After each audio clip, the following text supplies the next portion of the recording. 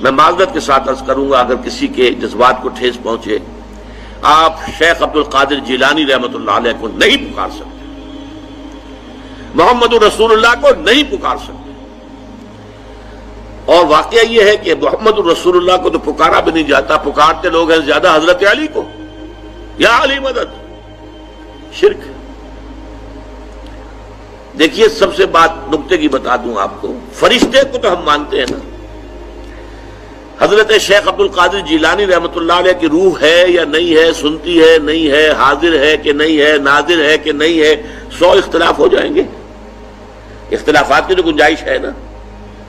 فرشتہ ہے یا نہیں ہے، وہ تو فرشتہ تو ہے، آپ کے دونوں کندھوں پہ بیٹھا ہوا ہے، کرامن کاتبین ہے کہ نہیں ہے، یرسل علیکم حفظہ، آپ کے جو باڈی گارڈ اللہ فرشتہ نہیں بھیجتا، لیکن آپ فرشتے سے بھی نہیں کہہ سکتے کہ میرا۔ تو انہوں نے جا کے اپنی کتابیں مجھے دکھائیں کہ دیکھیے ہم مانتے ہیں حضور کا علم، حضور کا علم ذاتی نہیں عطائی ہے، نمبر 1۔ حضور کا علم قدیم نہیں حادث ہے، نمبر 2۔ حضور کا علم لا محدود نہیں محدود ہے۔ تو میں نے کہا پھر میرا تو آپ سے کوئی جھگڑا نہیں ہے، 3 باتیں آپ واقعی مان لیں تو پھر میرا کوئی جھگڑا نہیں، میرا اختلاف تو ختم ہو گیا۔ اب ٹیکنیکل بحث ہے، قرآن مجید میں بھی آیا ہے لا یظہر علی غیبہ الا من ارتضی من رسول، اللہ اپنے غیب کو ظاہر نہیں کرتا مگر اپنے رسولوں میں سے جن کو پسند کرتا ہے ان کو وہ غیب کی خبر دیتا ہے، غیب کی خبریں دیتے ہیں نبی، تبھی تو وہ نبی کہلاتے ہیں۔ تو یہ غیب کا مسئلہ ہمارے ہاں علم غیب کا ہے، وہ بھی اس سے حل ہو جاتا ہے۔ ایک بہت بڑے بریلوی مکتب فکر کے عالم دین صاحب زادہ، نام میرے ذہن سے ایک دم اتر گیا، فیض الحسن، اللہ تعالیٰ ان کی خطاؤں سے درگزر فرمائے، ان کی مغفرت فرمائے۔ آپ نے سنا ہوگا نا نام۔ انہوں نے ایک روز تقریر کی جو میں نے سنی، اور تقریر کہاں کی؟ ساہیوال میں، وہاں کا ایک بہت مشہور چوک ہے مہاجرین، مسجد مہاجرین کہلاتی ہے، وہاں تقریر تھی ان کی، میں نے سنی۔ ان کے الفاظ یہ تھے کہ کیا آپ لوگ ہمیں جاہل سمجھتے ہیں؟ کیا ہمیں عربی نہیں آتی؟ کیا ہم نے قرآن نہیں پڑھا جس میں بار بار یہ لکھا ہوا ہے کہ حضور بشر ہیں؟ حضور بشر ہیں، لیکن اصل میں ہم حضور کی بشریت کو نمایاں کرنے کو سوء ادب سمجھتے ہیں۔ بات سمجھیے آپ نے، اس قدر پیاری بات ہے۔ انہوں نے کہا کہ آپ کے باپ کا نام کیا ہے؟ عبد الرحمن۔ آپ عبد الرحمن کہہ کے پکارتے ہیں انہیں؟ ابا جان۔ ابھی آپ نے وہ آیات سنی، حضرت ابراہیم نے اپنے مشرک باپ کو یا ابت، یا ابت، بڑا پیارا ترجمہ کیا، ابا جان، ابا جان، کیا نام لیں گے؟ آپ کے باپ کا نام ہے، نام نہیں لیتے آپ، کیوں؟ ادب کی وجہ سے۔ اسی وجہ سے ہم در حقیقت حضور کی بشریت کو نمایاں کرنے کو سوء ادب سمجھتے ہیں، ورنہ کوئی ہم جاہل ہیں، ہمیں عربی نہیں آتی، ہم نے قرآن نہیں پڑھا، ہم جانتے ہیں کہ وہ بشر ہے۔ بات سمجھ میں آئی؟ کتنی آسانی سے مسئلہ حل ہوتا ہے، بشرطے کہ نیت حل کرنے کی ہو۔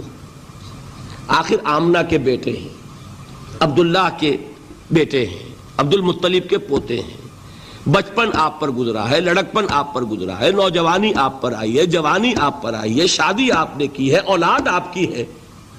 کون بے وقوف احمق ہوگا کہ جو آپ کی بشریت کا انکار کرے گا؟ لیکن یہ کہ جس طریقے سے اس کو بیان کیا جاتا ہے وہ ایک مسئلہ بن گیا اختلافی، وہ رد و قضا اور کھینچ تان، اور اس میں بھی سمجھ لیجئے مثلکم پر جو ایمفیسس بعض حضرات دے دیتے ہیں اپنے توحیدی، جو ان کے اندر ایک مزاج ہے، اللہ تعالیٰ ان کے مزاج کو اور پختہ کرے، لیکن اس میں بھی مبالغہ کیا جاتا ہے۔ ایک حدیث مجھ سے سنیے جس میں حضور نے مثل کا انکار کیا۔ مثلکم کا مطلب اگر کسی نے یہ سمجھا کہ بالکل ہم جیسے ہیں تو بہت بڑی مغالطے میں۔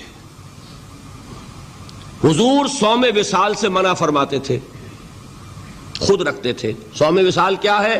آج روزہ رکھا، شام کو افطار نہیں کیا، وہی روزہ رات بھر چل رہا ہے، اگلے دن بھی چل رہا ہے، شام تک کو جا کے پھر کھولا تو 2 دن کا صوم وصال ہو گیا۔ اگلے دن بھی نہیں کھولا، چلا تو 72 گھنٹے کا صوم وصال ہو گیا۔ یہ کیا ہے؟ صوم وصال۔ خود رکھتے تھے اور صحابہ کو روکا۔ صحابہ میں سے کسی نے ہمت کر لی، حضور آپ خود رکھتے ہمیں روکتے، فرماتے ہیں ایکم مثلی، تم میں سے کون مجھ جیسا ہے؟ ابھی تو عند ربی، میں تو اپنے رب کے پاس رات گزارتا ہوں، ہوا یطعمنی ویسقین، وہ مجھے کھلاتا ہے پلاتا ہے۔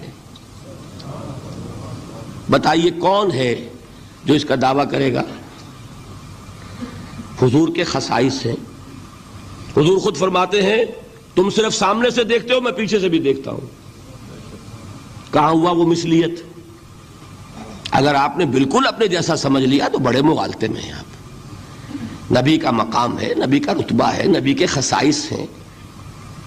آپ سو گئے تو آپ کی نیند، آپ کی وضو ٹوٹ گئی اور نبی سو گیا تو کہاں گئی مثلیت؟ پھر مثل اس معنی میں کہ بشر ہیں، نسل آدم سے ہیں، اس میں کوئی شک نہیں، اس معنی میں مثل ٹھیک ہے، قل انما انا بشر مثلکم، لیکن ہر اعتبار سے تو نہیں۔ سب سے بڑا فرق یہی ہے کہ وہی آ رہی ہے، معراج پہ تشریف لے گئے ہیں، اس دنیا میں بیٹھے ہوئے بھی جنت کا مشاہدہ فرما لیتے ہیں، کرا دیا جاتا ہے، دوزخ کا مشاہدہ کرایا جاتا ہے،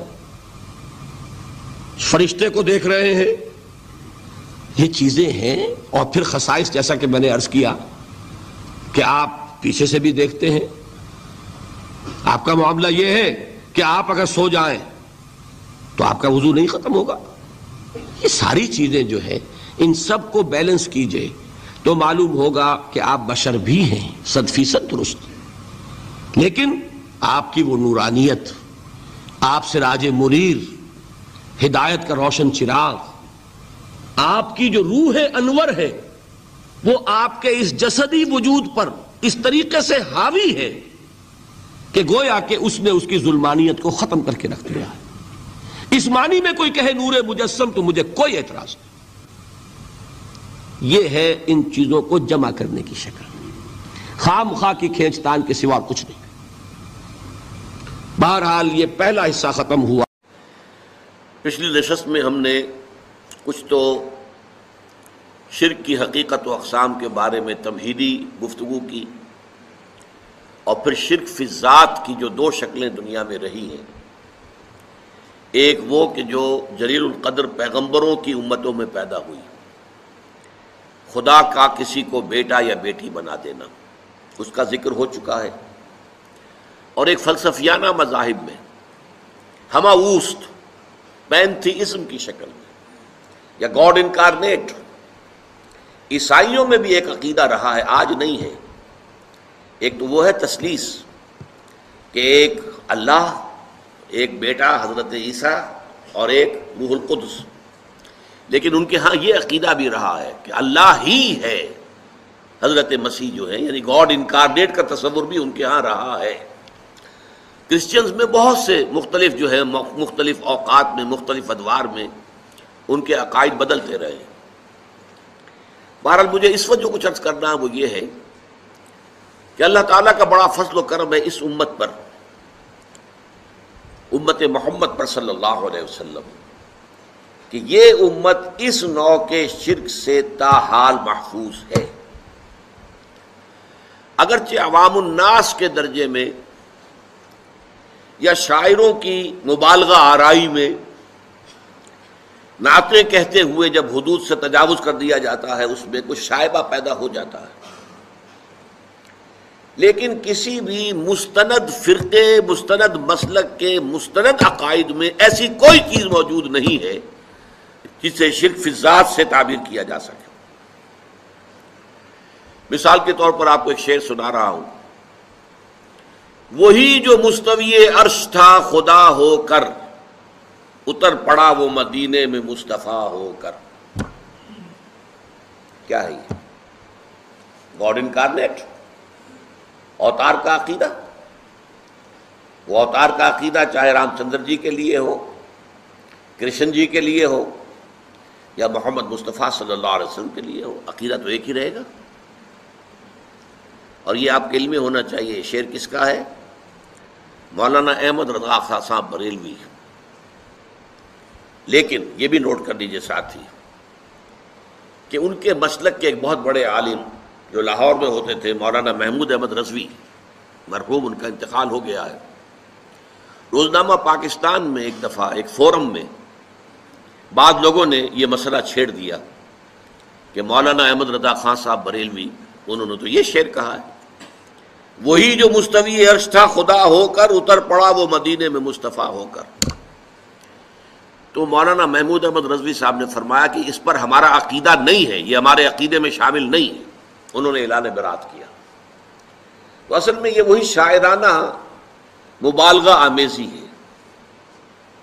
قرآن مجید میں سورہ شعراء میں یہ بات کہی گئی ہے کہ شعراء جو ہیں وَالشُّعَرَاءُ يَتَّبِعُهُمُ الْغَاوُونَ أَلَمْ تَرَ أَنَّهُمْ فِي كُلِّ وَادٍ يَهِيمُونَ. وہ ہر وادی میں چکر لگاتے ہیں، خیالات میں دور سے دور نکل جائیں گے. مبالغہ آمیزی اگر نہ ہو تو پھر شعر کے اندر تاثیر نہیں ہوتی. اسی طریقے سے ایک شعر ہے، مدینے کی مسجد میں ممبر کے اوپر بغیر عین کا ایک عرب ہم نے دیکھا. بغیر عین کا عرب کیا ہوا؟ عرب میں سے عین نکال دے کیا رہ گیا؟ رب. رب کون ہے؟ اللہ. بغیر عین کا ایک عرب، معاذ اللہ ثم معاذ اللہ ثم معاذ اللہ. یا ایک اور لفظ ہمارے یہاں استعمال ہوتا ہے کہ وہم پیدا کرنے کے لیے، ایہام جس کو کہتے ہیں. احمد بے میم، احمد بے میم، احمد میں سے میم نکال دیں گے کیا بچے گا؟ بتائیے. احد، قل هو اللہ احد اللہ الصمد لم یلد ولم یولد. تو اس طرح کی باتیں شاعری میں، عوام میں، واعظوں میں، نعت گو لوگوں میں، یہ ان کے ہاں تو اس طرح کی چیزیں آپ کو مل جائیں گی. لیکن یہ کہ خدا کے فضل و کرم سے یہ امت تاحال اس سے بحیثیت مجموعی محفوظ ہے، اور کسی بھی مستند فرقے کے مستند عقائد میں ایسی کوئی شے موجود نہیں ہے کہ جسے شرک فی ذات قرار دیا جا سکے. تو ایمان نہیں، ایفاء عہد نہیں تو دین. کس کا فرمان ہے؟ کسی آج کے زمانے کے مفتی کی بات نہ سمجھ لیجیے گا کہ جس کو آسانی سے آپ چاہے تو رد کر دیں.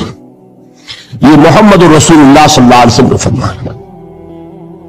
پھر ایک متفقون علیہ روایت بخاری اور مسلم کی راوی پھر کون ہے؟ ابو ہریرہ رضی اللہ تعالیٰ عنہ فرماتے حضور نے ارشاد فرمایا لا یزنی الزانی حین یزنی وہو مومن ولا یسرق السارق حین یسرق وہو مومن ولا یشرب الخمر حین یشرب وہو مومن. کوئی زانی حالت ایمان میں زنا نہیں کرتا. کیسے ممکن ہے؟ ایمان ہو زنا ہو جائے، پھر وہ ایمان دھیلے کا ہوا.